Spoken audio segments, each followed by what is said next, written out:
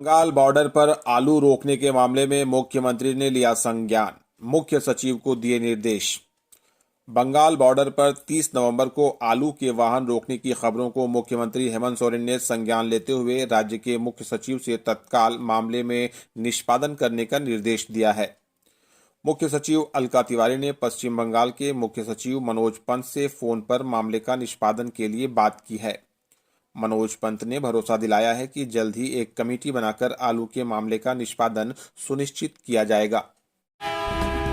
पुल नहीं होने के कारण गांव तक नहीं पहुंची एम्बुलेंस, घर में ही कराया महिला का प्रसव। सरकार संस्थागत प्रसव को बढ़ावा देने के लिए कई तरह के प्रयास कर रही है और इसके लिए प्रोत्साहन राशि भी दे रही है, लेकिन गांव तक जाने के लिए पुल नहीं होने के कारण तोरपा प्रखंड के जिलिंगबुरु गांव की मेरी सुरीन का प्रसव घर में ही कराया गया। जिलिंगबुरु गांव जाने के रास्ते में नाला पर बना पुल वर्षों पहले टूटा हुआ पड़ा है। नाला में पानी भरा होने के कारण गांव तक वाहन नहीं पहुंच पाता है। जिलिंगबुरु गांव की मेरी सोरिन को शनिवार को प्रसव पीड़ा हुई। इसकी जानकारी सहिया को मिली, लेकिन पुल के अभाव में उसे स्वास्थ्य उपकेंद्र तक लाना मुश्किल था। बाद में एएनएम रूपा रानी तिग्गा, सहिया प्यारी केरकेट्टा तथा आंगनबाड़ी देविका शीलवंती कोडगाड़ी मेरी के घर पहुंची तथा उसका सुरक्षित प्रसव कराया। मेरी को पुत्र की प्राप्ति हुई। प्रदेश भाजपा की 2 दिवसीय समीक्षा बैठक में हार के कई कारण उजागर। प्रदेश भाजपा ने 2 दिनों तक विधानसभा चुनाव में मिली हार की समीक्षा की। रविवार को समीक्षा बैठक के दौरान जो बातें निकलकर सामने आई, अब उसे आलाकमान को अवगत कराया जाएगा। 3 दिसंबर को दिल्ली में प्रदेश नेताओं संग बैठक होगी। यह बैठक कई मायनों में अहम होगी। इस बैठक में संगठन के आगे की रूपरेखा तय की जाएगी। साथ ही प्रदेश संगठन में बड़े फेरबदल की संभावना जताई जा रही है। चर्चा इस बात की भी हो रही है कि झारखंड भाजपा में प्रदेश अध्यक्ष से लेकर संगठन मंत्री और जिला अध्यक्ष सहित कई जिलों के प्रभारियों को भी बदला जा सकता है। उल्लेखनीय है कि इस बार के चुनाव में भाजपा 21 सीट पर ही विजयी हुई। संताल में 18 सीटों में से 17 सीटें शिकस्त झेलनी पड़ी। समीक्षा बैठक के दौरान कई नेताओं ने दो टूक कहा कि चुनाव में स्थानीय मुद्दों की अनदेखी की गई। बाहरी नेताओं को टिकट देना भी हार का बड़ा कारण बना। वहीं प्रमंडलीय प्रभारियों ने भी कोई कारगर कदम नहीं उठाया। टॉप लीडर तक स्थानीय समस्याओं को भी सही तरीके से नहीं पहुंचा पाए। बैठक में प्रमंडल स्तर के नेताओं की भूमिका पर सवाल खड़े किए गए। वहीं बूथ से जिला स्तर के संगठन कई जिलाध्यक्षों और प्रभारियों पर भी सवाल खड़े किए गए। राज्य में अगले 2 माह में 3 आईपीएस होंगे सेवानिवृत्त। राज्य में अगले 2 महीनों के दौरान झारखंड पुलिस के 3 डीजी रैंक के आईपीएस अधिकारी सेवानिवृत्त होंगे। इनमें तत्कालीन डीजीपी अजय कुमार सिंह एवं एम मीणा जनवरी 2025 में और आर के मलिक 31 जनवरी 2025 को रिटायर होंगे। साथ ही नए साल के पहले दिन 1 जनवरी 2025 से 2007 बैच के 3 आईपीएस अनूप बिरथरे, सुनील भास्कर और मयूर पटेल कन्हैया लाल आईजी रैंक में प्रोन्नत हो जाएंगे। इसके अलावा 2011 बैच के senior SP rank senior selection grade में प्रोन्नत 6 आईपीएस अधिकारी 1 जनवरी 2025 से डीआईजी हो जाएंगे। सीनियर एसपी रैंक में प्रोन्नत अधिकारी को राज्य सरकार चाहे तो वर्तमान में कहीं भी प्रभारी डीआईजी बना सकती है। इनमें चंदन झा, चंदन सिन्हा, प्रियदर्शी आलोक, अजीत पीटर डुंगडुंग, अनुरंजन किस्पोट्टा और अंबर लकड़ा शामिल हैं। रांची में मिला दुर्लभ प्रजाति का सांप, किया गया रेस्क्यू। नामकुम स्थित आरसीएच कार्यालय में दवा के कार्टन के अंदर से ऑर्नेट फ्लाइंग स्नैक तक्षक नाग को रेस्क्यू किया गया। इसे पिठोरिया निवासी स्नैक रेस्क्यूअर रमेश कुमार महतो ने निकाला। महतो ने रविवार को बताया कि सांप लगभग 3 फीट का था। रमेश ने बताया कि यह सांप दुर्लभ प्रजाति का है और झारखंड में पहली बार इसे रेस्क्यू किया गया। यह सांप ज्यादातर पठारी क्षेत्र के झाड़ी नुमा जगहों पर पाया जाता है। सांसद निशिकांत दुबे ने कहा, झारखंड सरकार के बारे में हम 6 माह बाद करेंगे बात। भाजपा के गोड्डा सांसद निशिकांत दुबे ने कहा कि मैं झारखंड सरकार के बारे में अभी कोई कमेंट नहीं करना चाहता। अभी पूरी तरह से सरकार नहीं बनी है। मंत्रिमंडल का भी विस्तार नहीं हुआ है। सरकार के बारे में 6 माह बाद बात करेंगे। फिलहाल सरकार को मौका दिया जाना चाहिए। निशिकांत रविवार को देवघर में पत्रकारों से बात कर रहे थे। उन्होंने कहा कि झारखंड में घुसपैठ की जांच होनी चाहिए, एनआरसी भी लागू होना चाहिए। उन्होंने कहा कि जिन लोगों ने प्रधानमंत्री के नारे एक हैं तो सेफ हैं के खिलाफ काम किया है, उनके लिए राजनीतिक मुश्किलें बढ़ेंगी और भविष्य में वे राजनीति नहीं कर पाएंगे। टंडवा में मनाया गया एनटीपीसी का 50वां स्थापना दिवस। चतरा एनटीपीसी के 50 वर्ष पूरे होने पर उत्तरी कर्णपुरा वृहत ताप विद्युत परियोजना में रंगारंग कार्यक्रम आयोजित की गई, जिसमें इंडियन आइडल 12 के विजेता अरुणिता एवं पवनदीप राजन ने अपनी उत्कृष्ट गायन की प्रस्तुति दी। दर्शकों के द्वारा जमकर कार्यक्रम की सराहना की गई। कार्यक्रम का उद्घाटन परियोजना प्रमुख एसके सुआर, वसुंधरा लेडीज क्लब की अध्यक्ष दीपाली आचार्य ने दीप प्रज्वलित कर किया।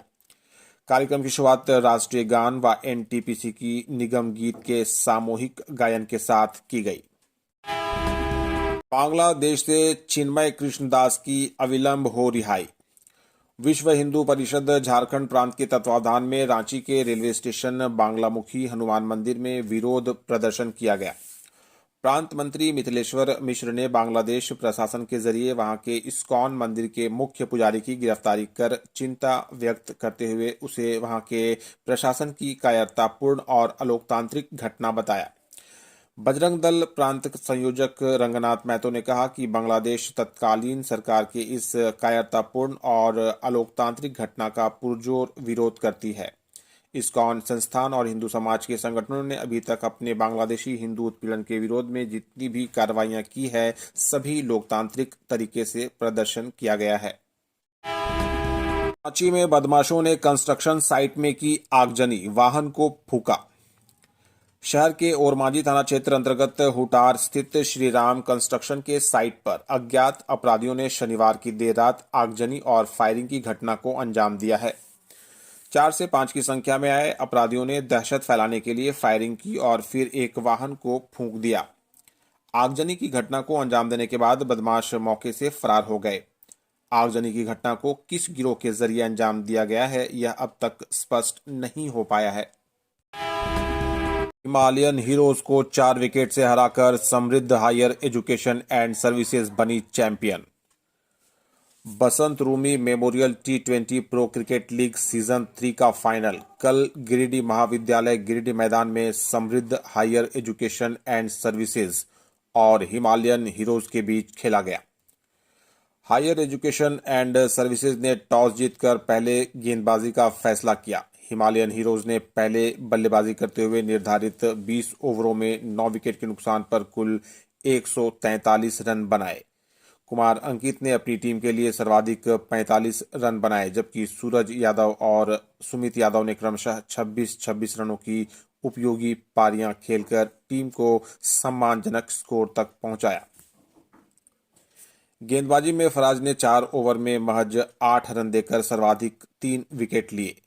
जवाब में 144 रनों के लक्ष्य का पीछा करने उतरी समृद्ध हायर एजुकेशन एंड सर्विसेज ने पंचानंद के शानदार अर्धशतक 54 और हर्ष के 32 रनों की उपयोगी पारियों के बल पर मैच को 4 विकेट से जीत लिया। गेंदबाजी में अमित और सूरज ने 2-2 विकेट लिए। Man of the match, man of the series और बेस्ट बॉलर मोहम्मद फराज अंसारी रहे और टूर्नामेंट के बेस्ट बैट्समैन के रूप में विक्की अग्रवाल का चयन किया गया। टूर्नामेंट के इमर्जिंग प्लेयर मोहम्मद फुरकान अंसारी रहे। अंपायर की भूमिका सुजीत सिंह और वकील ने निभाई। वहीं मैच रेफरी के तौर पर प्रोफेसर MN सिंह ने अपना योगदान दिया। माणिकलाल हेम्ब्रम बने झारखंड विधानसभा के नए सचिव। माणिकलाल हेम्ब्रम को झारखंड विधानसभा का सचिव नियुक्त किया गया है। जानकारी के अनुसार माणिकलाल हेम्ब्रम 1 दिसंबर से अगले आदेश तक झारखंड विधानसभा के सचिव के पद पर बने रहेंगे। उल्लेखनीय है कि माणिकलाल हेम्ब्रम झारखंड विधानसभा के संयुक्त सचिव थे। रांची ने गढ़वा को 137 रनों से हराया। झारखंड स्टेट क्रिकेट एसोसिएशन के तत्वावधान में खेले जा रहे inter district under 14 cricket tournament का मैच रविवार को चंदवारा स्थित पुलिस लाइन मैदान में रांची और गढ़वा के बीच खेला गया।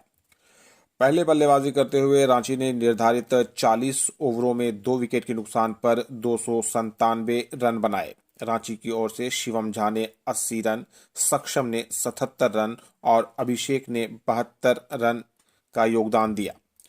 गेंदबाजी करते हुए गढ़वा की ओर से अर्पित ने 2 विकेट लिए। बाद में बल्लेबाजी करने उतरी गढ़वा की टीम 38.2 ओवरों में महज 160 रन ही बना सकी, जिसमें अर्पित ने 65 और नीतीश ने 39 रनों का योगदान दिया।